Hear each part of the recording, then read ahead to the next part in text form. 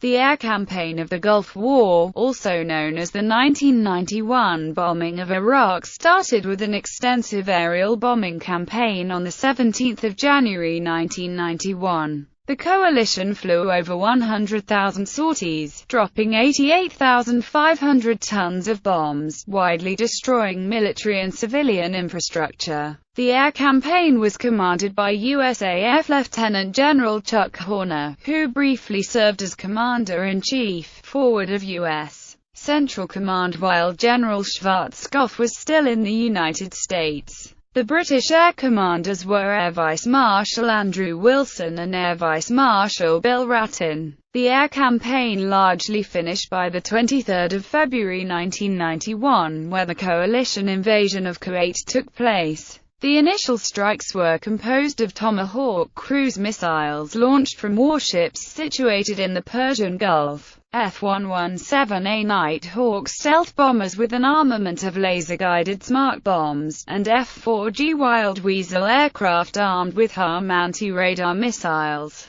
These first attacks allowed F-14, F-15, F-16, and F/A-18 fighter bombers to gain air superiority over the country and then continue to drop TV and laser-guided bombs. Armed with a Gatling gun and heat-seeking or optically guided Maverick missiles, A-10 Thunderbolts bombed and destroyed Iraqi armored forces, supporting the advance of U.S. ground troops. The R-64 Apache and R-1 Cobra attack helicopters fired laser-guided Hellfire missiles and TOW missiles which were guided to tanks by ground observers or scout helicopters. The coalition air fleet also made use of the E-3A airborne warning and control systems and a fleet of B-52 bombers. The aerial strike force was made up of over 2,250 combat aircraft, which included 1,800 U.S. aircraft, which fought against an Iraqi force of about 500 Soviet-built MiG-29, MiG-25, and MiG-23, and French-made Mirage F-1 fighters.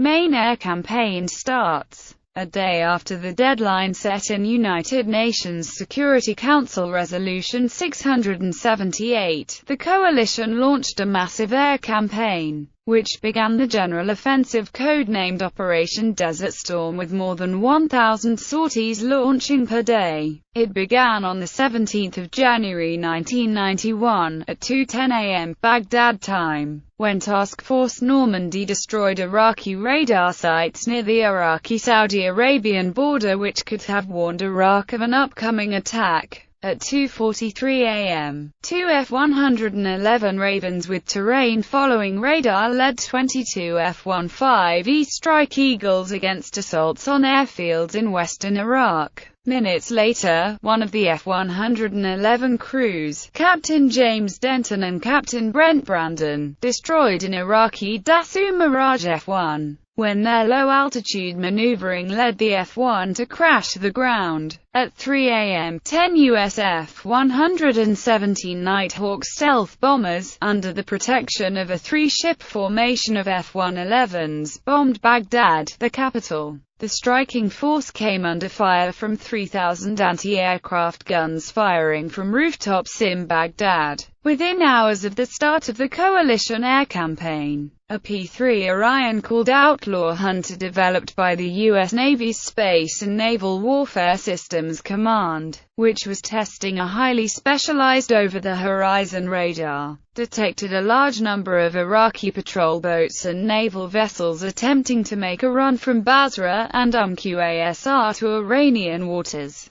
Outlaw Hunter vectored in strike elements, which attacked the Iraqi naval flotilla near Bubiyan Island, destroying 11 vessels and damaging scores more. Concurrently, U.S. Navy BGM-109 Tomahawk cruise missiles struck targets in Baghdad, and other coalition aircraft struck targets throughout Iraq. Government buildings, TV stations, airfields, presidential palaces, military installations, communication lines, supply bases, oil refineries, a Baghdad airport, electric power plants and factories making Iraqi war machine equipment were all destroyed due to extensive massive aerial and missile attacks by the coalition forces. 5 hours after the first attacks, Iraq state radio broadcaster Voice identified as Saddam Hussein, declaring that the Great Duel, the mother of all battles, has begun. The dawn of victory nears as this great showdown begins. The Persian Gulf War is sometimes called the Computer War, due to the advanced weapons used in the air campaign, which included precision-guided munitions and cruise missiles.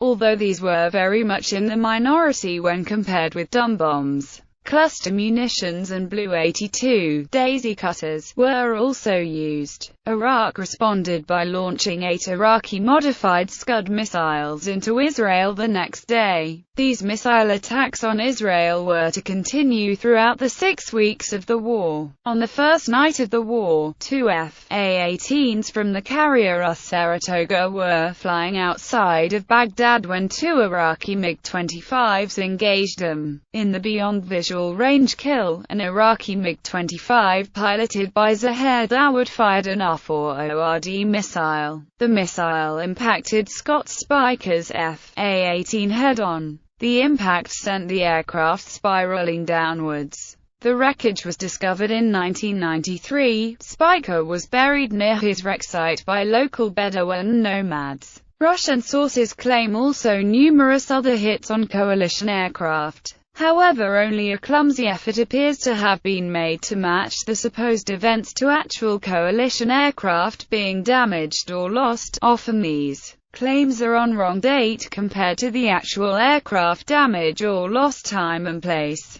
Except Spiker's Hornet, in an effort to demonstrate their own air offensive capability. On the 24th of January, the Iraqis attempted to mount a strike against the major Saudi oil refinery in Abqaiq. 2 Mirage F-1 fighters laden with incendiary bombs and 2 MiG-23s took off from bases in Iraq. They were spotted by US AWACs, and 2 Royal Saudi Air Force F-15s were sent to intercept. When the Saudis appeared, the Iraqi MiGs turned tail, but the Mirages pressed on. Captain Iyad al-Shamrani, one of the Saudi pilots, maneuvered his jet behind the Mirages and shot down both aircraft. After this episode, the Iraqis made no more air efforts of their own, only sending most of their jets to Iran in hopes that they might someday get their air force back. Iran never returned the jets. The first priority for coalition forces was the destruction of Iraqi command and control bunkers, Scud missile launch pads and storage areas, telecommunications and radio facilities, and airfields. The attack began with a wave of deep-penetrating aircraft, F-111s, F-15s, Tornado GR-1s, F-16s, A-6s, A-7s, and F-117s, complemented by F-15C, F-14s and air defense Tornadoes. Each 6Bs, F-111 radar jammers, and F-117A stealth planes were heavily used in this phase to elude Iraq's extensive SAM systems and anti-aircraft weapons.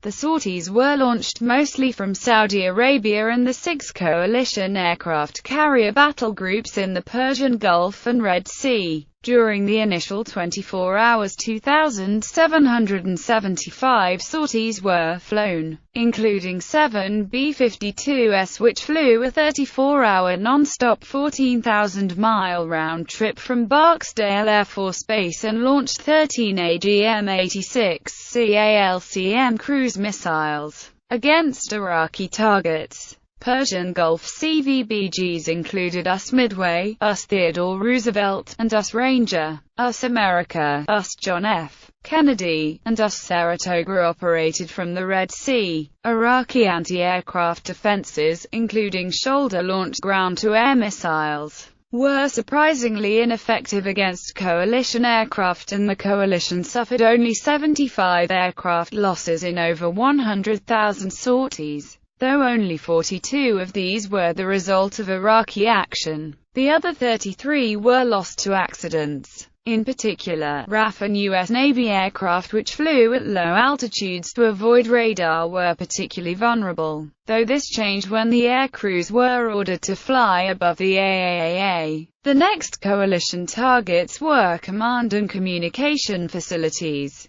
Saddam Hussein had closely micromanaged the Iraqi forces in the Iran-Iraq War, and initiative at lower levels was discouraged. Coalition planners hoped that Iraqi resistance would quickly collapse if deprived of command and control. Some of Iraq's Air Force squadrons escape. The first week of the air war saw a few Iraqi sorties, but these did little damage, and 38 Iraqi MiGs were shot down by coalition planes. Soon after, the Iraqi Air Force began fleeing to Iran, with 115 to 140 aircraft flown there. This mass exodus of Iraqi aircraft took coalition forces by surprise, as the coalition had been expecting them to flee to Jordan, a nation friendly to Iraq, rather than Iran, a longtime enemy. As the purpose of the war was to weaken Iraq militarily, the coalition had placed aircraft over western Iraq to try to stop any retreat into Jordan. This meant they were unable to react before most of the Iraqi aircraft had made it safely to Iranian air bases. The coalition eventually established a virtual wall of F-15 Eagle, F-14 Tomcat fighters and F-16 Fighting Falcons on the Iraq-Iran border, thereby stopping the exodus of fleeing Iraqi fighters. Iran has never returned the aircraft to Iraq and did not allow the air crews to be released until years later. However, many Iraqi planes remained in Iraq, and several were destroyed by coalition forces. Infrastructure bombing. The third and largest phase of the air campaign ostensibly targeted military targets throughout Iraq and Kuwait. Scud missile launches, weapons research facilities, and naval forces. About one-third of the coalition air power was devoted to attacking Scuds, some of which were on trucks and therefore difficult to locate. Some U.S. and British Special Forces teams had been covertly inserted into western Iraq to aid in the search and destruction of Scuds. However, the lack of adequate terrain for concealment hindered their operations, and some of them were killed or captured, such as occurred with the widely publicized Bravo 20 patrol of the Shash. Civilian infrastructure. Coalition bombing raids destroyed Iraqi civilian infrastructure. 11 of Iraq's 20 major power stations and 119 substations were totally destroyed, while a further 6 major power stations were damaged. At the end of the war, electricity production was at 4% of its pre-war levels. Bombs destroyed the utility of all major dams, most major pumping stations, and many sewage treatment plants, telecommunications equipment, port facilities, oil refineries and distribution, railroads and bridges were also destroyed. The Iraqi targets were located by aerial photography and were referenced to the GPS coordinates of the U.S. Embassy in Baghdad, which were determined by a USAF senior officer in August 1990. He arrived at the airport carrying a briefcase with a GPS receiver in it, then an embassy car took him to the embassy. He walked to the embassy courtyard, opened the briefcase, took one GPS reading, and put the machine back in the case. Then he returned to the U.S., gave the GPS receiver to the appropriate intelligence agency in Langley, Virginia, where the exact coordinates of the U.S. Baghdad embassy were officially determined. This position served as the origin for a coordinate system used to designate targets in Baghdad. The U.S. bombed highways and bridges linking Jordan and Iraq, crippling infrastructure on both sides. Civilian casualties. The U.S. government claimed the Iraqi government fabricated numerous attacks on Iraqi holy sites in order to rally the Muslim community. One such instance had Iraq reporting that coalition forces attacked the holy cities of Najaf and Karbala. The final number of Iraqi civilians killed was 2,278, while 5,965 were reported wounded. On 13 February 1991, two laser-guided smart bombs destroyed the Amiri blockhouse, which was a civilian air raid shelter, killing hundreds of civilians. U.S. officials claimed that the blockhouse was also a military communications center. Jeremy Bowen, a BBC correspondent, was one of the first television reporters on the scene. Bowen was given access to the site and did not find evidence of military use. A day after the Amiri attack, a British warplane fired a laser-guided missile at a bridge in the Al-Fallujah neighborhood west of Baghdad. It missed and hit a residential area, killing up to 130 civilians. When friends and relatives rushed to the scene to assist the injured, British warplanes returned to bomb them, as well. Vulnerability of Iraq to air attacks. The air campaign devastated entire Iraqi brigades deployed in the open desert in combat formation. It also prevented an effective Iraqi resupply of units engaged in combat, and prevented some 450,000 Iraqi troops from achieving a larger force concentration. The air campaign had a significant effect on the tactics employed by opposing forces in subsequent conflicts. Entire Iraqi divisions were dug in the open while facing U.S. forces. They were not dispersed, as with the Yugoslav forces in Kosovo. Iraqi forces also tried to reduce the length of their supply lines and the total area defended. Losses. Iraq lost a total of 259 aircraft in the war, 105 of which were lost in combat. During Desert Storm, 36 aircraft were shot down in aerial combat. 3 helicopters and 2 fighters were shot down during the invasion of Kuwait on 2